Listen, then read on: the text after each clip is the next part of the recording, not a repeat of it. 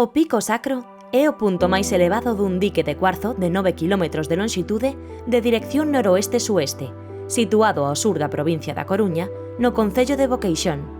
Dende a súa cima, obsérvanse unhas vistas impresionantes da cidade de Santiago e a súa comarca, así como dos vales do río Sulla e Deza. Vinculado a este pico existen moitas lendas sobre a primeira tumba do apóstolo Santiago, sobre dragóns e sobre a raíña Lupa. O dique de cuarzo orixinouse a finais do período xeolóxico denominado Carbonífero, fai uns 300 millóns de anos, debido a unha falla xeolóxica na que penetraron fluidos ricos en sílice que depositou o cuarzo. Que o dique xere un cumio alongado é debido a que o cuarzo é máis resistente á erosión, tanto física como química, que as rochas que o rodean, polo que dá un resalto no terreo. Descendendo dende a zona máis alta, chégase ao camiño da raíña Lupa, un estreito corte no dique de cuarzo que permite atravesalo dun extremo a outro. No pico tamén atopamos unhas covas cun orixe que é tema de discusión científica.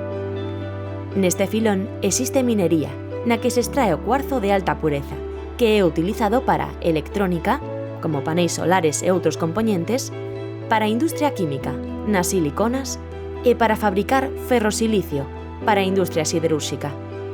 O ferrosilicio é unha aliaxe entre ferro e silicio, en proporcións moi variables que se utilizan pequenas cantidades nos altos fornos para regular as propiedades do aceiro, o seu arrefriado e o seu acabado. Ademais, o cuarzo de menor pureza comercialízase como árido, tanto para formigóns e morteiros como para cama seca de gando, construción de instalacións deportivas, filtros, abrasivos e outras aplicacións químicas.